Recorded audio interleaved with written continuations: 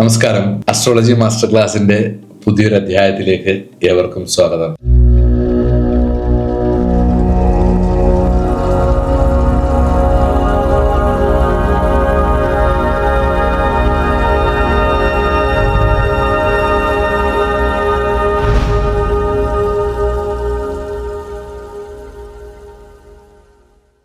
നമ്മളിന്ന് ചർച്ച ചെയ്യാൻ പോകുന്നത് രാശിചക്രത്തിലെ രണ്ടാമത്തെ രാശിയായിട്ടുള്ള ഋഷഭ രാശി അഥവാ ഇടവൻ രാശിയുടെ പേഴ്സണാലിറ്റീസിനെ പറ്റിയിട്ടാണ്. ഇടവൻ രാശി ഫിക്സഡ് സൈനാണ്, സ്ഥിരരാശിയാണ്, ഭൂമിരാശിയാണ്, 4 കാലുള്ള രാശിയാണ്. ചിഹ്നം എന്ന് പറയുന്നത് കാളയാണ്. കാളയായതുകൊണ്ട് 4 രാശിയാണ്. യുഗ്മരാശിയാണ്, അതായത് ഫിമൈൻ ക്വാളിറ്റികൾ ഒരുപാടുള്ള രാശിയാണ്. ഈ രാശിയുടെ ദിക്ക് ഏതാ എന്നുള്ളത് നമ്മൾ ദിക്കിനെ കുറിച്ച് പറഞ്ഞൊരു ക്ലാസ് ഉണ്ട്, അതിന്റെ ലിങ്ക് ഇവിടെ കൊടുത്തേക്ക്. അത് നോക്കിയിട്ട് ദിക്ക് ഏതാണെന്നും കൂടെ മനസ്സിലാക്കുക. ഭൂമി രാശി ആയതുകൊണ്ട് വളരെ സ്ട്രക്ചേർഡ് ആയിട്ടുള്ള ഒരു സ്വഭാവമായിരിക്കും ഇവരുടേത്. പൊതുവെ ശുക്രന്റെ രാശിയാണല്ലോ. ചന്ദ്രൻ ഉച്ചനാവുന്നത് ഈ രാശിയിലാണ്.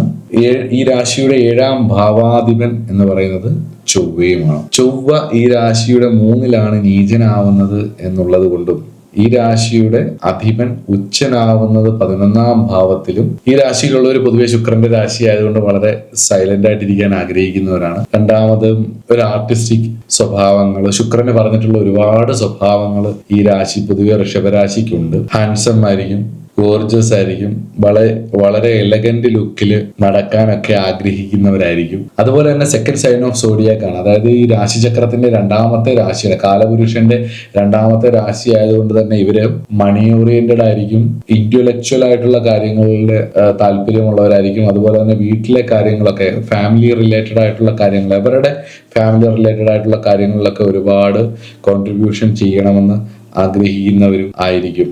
അതുപോലെ സാമ്പത്തികം അതുപോലെ സംസാരത്തിൽ വളരെ കൃത്യമായിട്ട് ശ്രദ്ധിക്കണം എന്ന് ആഗ്രഹിക്കുന്നവർ. അതുപോലെ തന്നെ ഇൻട്രസ്റ്റഡ് ഇൻ സെൽഫ് ബ്യൂട്ടിഫിക്കേഷൻ, സ്വന്തമായിട്ട് ഭംഗിയായിട്ട് നടക്കാൻ വളരെ ഇൻട്രസ്റ്റ് ഉള്ളവരായിരിക്കും.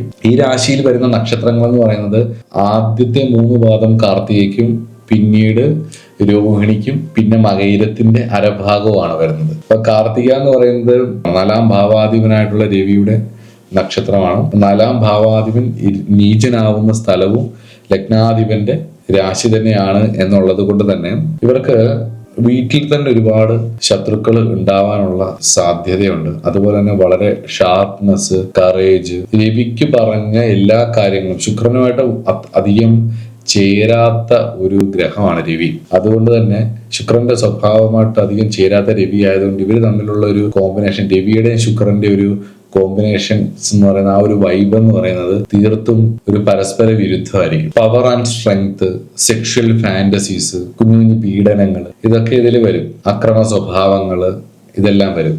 എന്നാൽ 2ാമത്തെ നക്ഷത്രമായ ചന്ദ്രൻ എന്ന് പറയുമ്പോൾ നമ്മുടെ ശരീരത്തിലെ ജലത്തെ സൂചിപ്പിക്കുന്ന ഗ്രഹമാണ്. സൃഷ്ടിയോട് ഒരുപാട് താല്പര്യമുള്ള 7 ഭാര്യമാരിൽ ഏറ്റവും പ്രിയപ്പെട്ട ഭാര്യയാണ് രോഹിണി എന്ന് പറയുന്നത്. അപ്പൊ രോഹിണി പൊതുവെ റൊമാൻറ്റിക് നേച്ചറുള്ള ഒരു നക്ഷത്രമാണ്. ജലത്തിന് ഒരുപാട് സാധ്യതയുള്ള, ക്രിയേറ്റീവ് എനർജിക്ക് ഒരുപാട് സാധ്യതയുള്ള നക്ഷത്രമാണ്.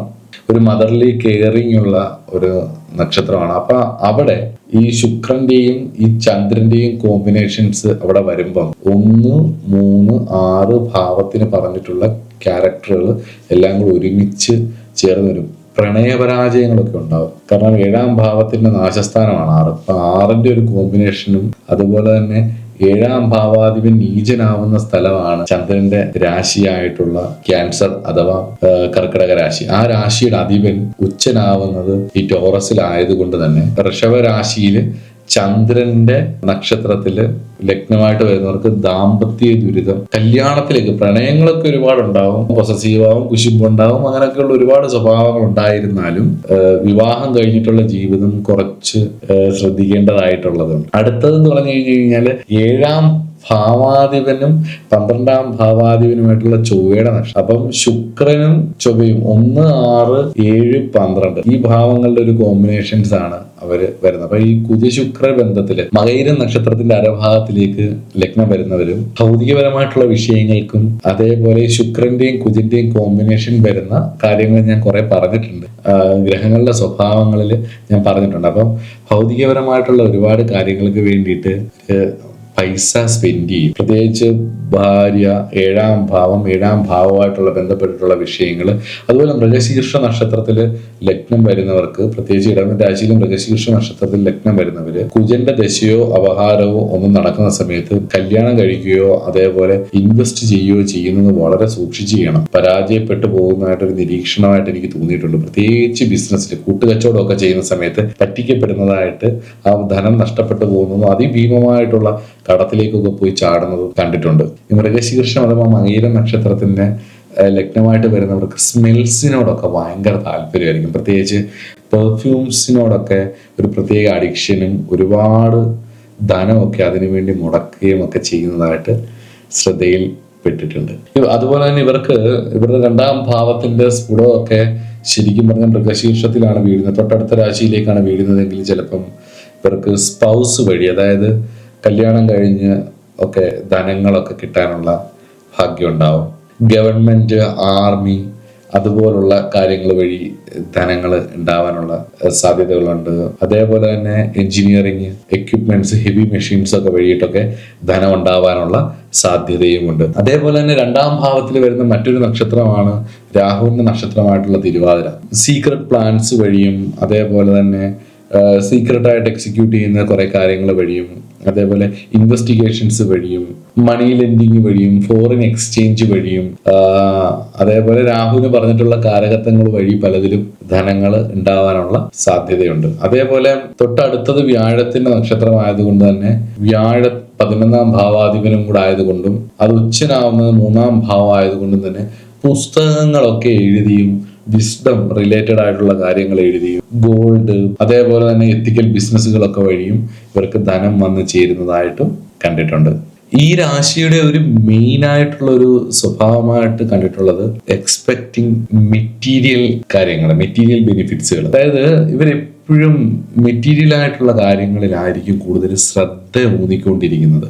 അതുപോലെ തന്നെ വൈറ്റമിൻ ഡെഫിഷ്യൻസികൾ, അതുപോലെ തന്നെ ഈ രാശിക്കാർ അവരുടേതായ കാര്യങ്ങൾ നടത്തിയെടുക്കാൻ നേരത്ത് ഒരുപാട് മെന്റൽ ഫ്ലക്ച്വേഷൻസ് ഉണ്ടാവും. കാരണം അവരുടെ ഓൺ ഡിസയറുകളെ ഫുൾഫില്ല് ചെയ്യാൻ വേണ്ടിയിട്ട് ഇറങ്ങി ഓടിക്കൊണ്ടിരിക്കും. കാള ഓടുന്ന പോലെ അല്ല വണ്ടി വലിക്കുന്നത് പോലെ വണ്ടി വലിക്കും. അപ്പം ആശയപരമായിട്ട് വൈരുദ്ധ്യമുള്ളവർ ഇവരുടെ കൂടെ ഉണ്ടെന്നുണ്ടെങ്കിൽ ഇളകിയ കാള കുത്തിമറിക്കാൻ പോകുന്നവർ ഇവർ കുത്തിമറിക്കും. ഒട്ടും ചേരത്തില്ല, ഭയങ്കരമായിട്ട് ഇറങ്ങി നടക്കും. കൺട്രോൾ ചെയ്ത് കൊണ്ടുപോയില്ലെങ്കിൽ, മൂക്കേറിട്ട് പോയില്ലെങ്കിൽ ഒരു രക്ഷയില്ലാതെ ആക്രമിക്കുന്ന ജീവിയാണ് ബുള്ള് അഥവാ ഋഷഭം. അതുപോലെ തന്നെ ആൾക്കാരുടെ ഇടയിൽ ഒരു സെൽഫ് പ്രൊമോഷൻ ഉണ്ടാവും, ഒരു ബിൽഡപ്പ് ഉണ്ടാവും. മെറ്റീരിയൽ ആൻഡ് ഫിസിക്കൽ വേൾഡിനോടുള്ള അതിയായ ഇഷ്ടം ആയിരിക്കും ഇവർക്ക്.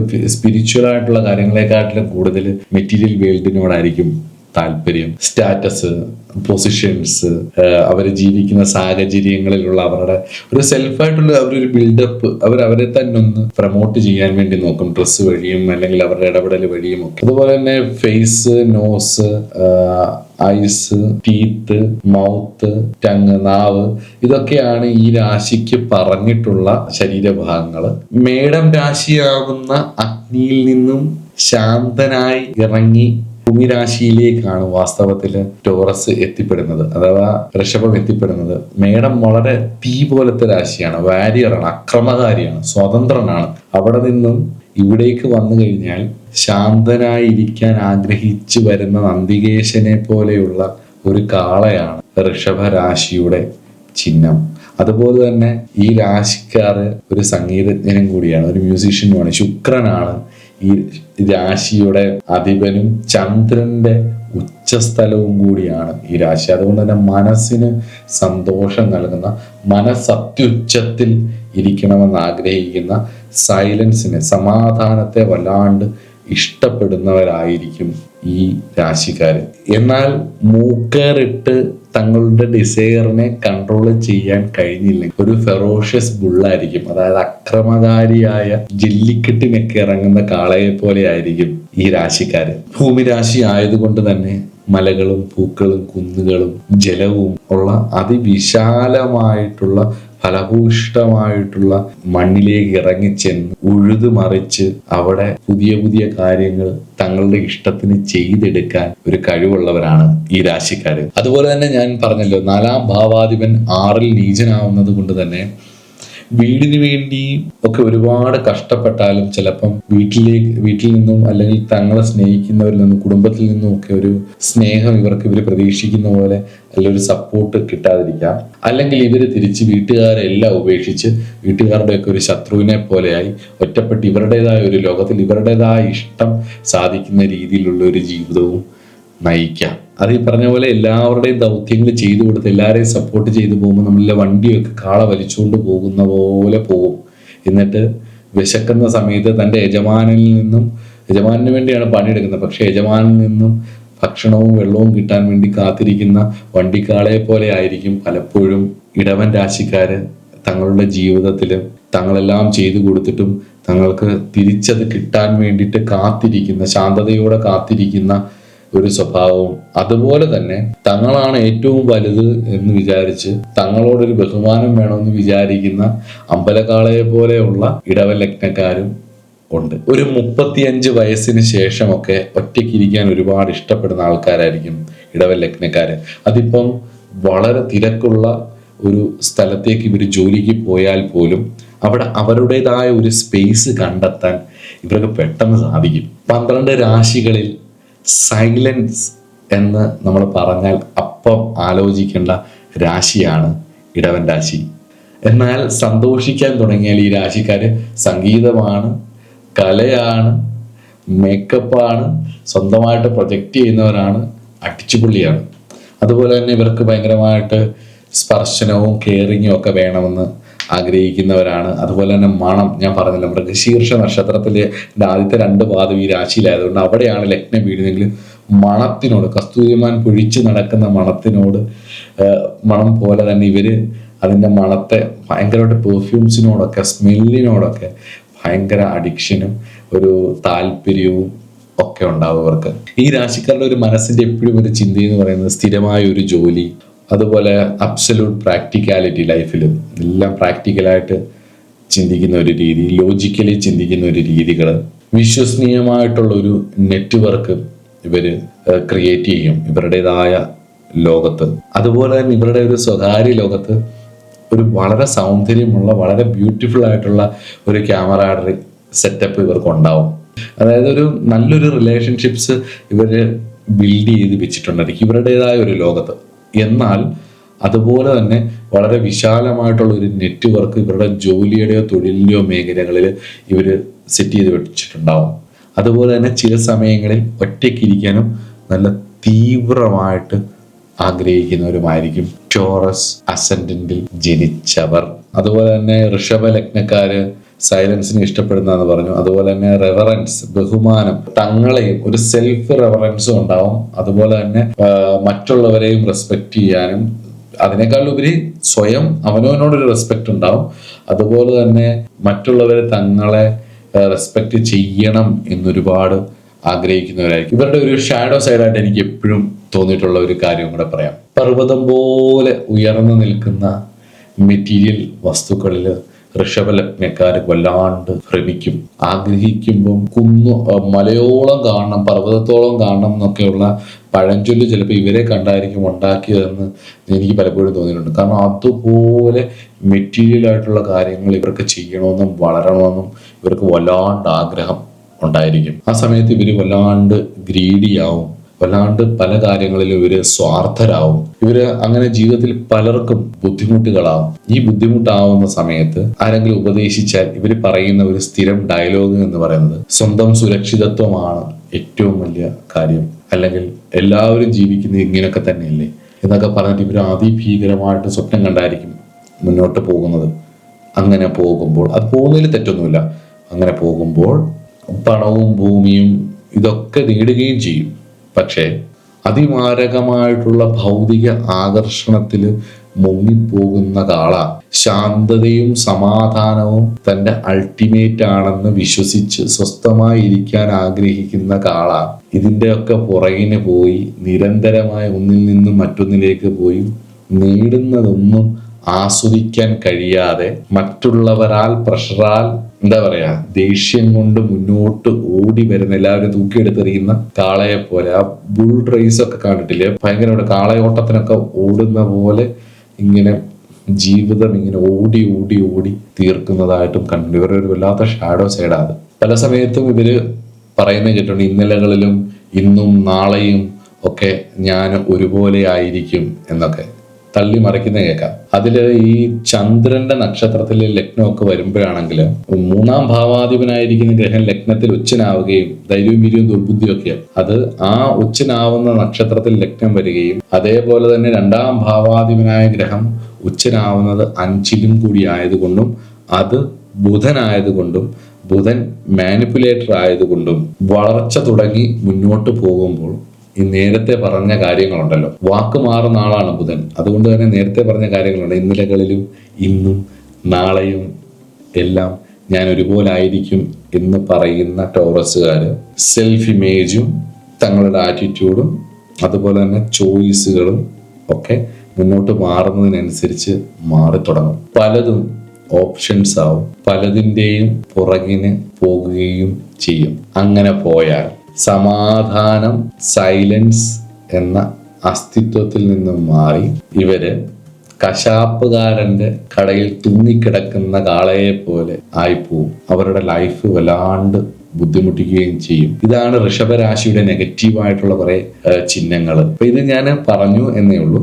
പക്ഷെ ബേസിക്കലി ഇവര് വളരെ മെറ്റീരിയലിസ്റ്റിക് ആണ്, സൈലൻസ് ഇഷ്ടപ്പെടുന്നവരാണ്, ഇവരുടേതായ വഴികളിലൂടെ സഞ്ചരിക്കണമെന്ന് ആഗ്രഹിക്കുന്നവരാണ്. അതേപോലെ തന്നെ കുടുംബത്തിനും തനിക്ക് വേണ്ടപ്പെട്ടവർക്കും വേണ്ടിയിട്ട് ഒരുപാട് സപ്പോർട്ട് ചെയ്യുന്ന ആൾക്കാരാണ്. അതുപോലെ തന്നെ വിറ്റി റിമാർക്കബിൾ ആയിട്ടുള്ള ഫ്രണ്ട്സ്, അതായത് ഭയങ്കര കൊമേഡിയൻസ് ആയിട്ടുള്ള അല്ലെങ്കിൽ നല്ലൊരു സർക്കിൾ ഇവർ ക്രിയേറ്റ് ചെയ്ത് വെച്ചിരിക്കും. റിലേഷൻഷിപ്പ്, ഫ്രണ്ട്ഷിപ്പ് ഒക്കെ ഇവർ ക്രിയേറ്റ് ചെയ്ത് വെച്ചിരിക്കും. അതുപോലെ തന്നെ സ്വയം നിയന്ത്രിച്ചു പോയാൽ നല്ല രീതിയിൽ മുന്നോട്ട് പോകാൻ പറ്റുന്ന ഒരു രാശിക്കാരാണ് ഋഷഭക്കാര്.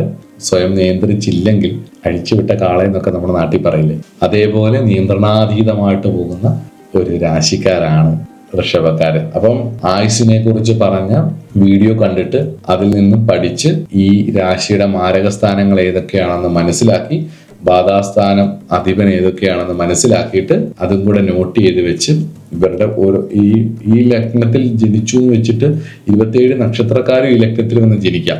അവരുടെയൊക്കെ ദശയ്ക്കൊക്കെ വ്യത്യാസം വരും. ആ ദശാകാലങ്ങളൊക്കെ എങ്ങനെയൊക്കെ ഇവർക്ക് ഫലിക്കും എന്നുള്ളതും കൂടി ഒന്ന് ഓർത്ത് വെച്ച് മനസ്സിലാക്കിയിട്ട് ജാതകം നോക്കുക. അപ്പം അടുത്തത് മിഥുനം ലഗ്നമാണ്.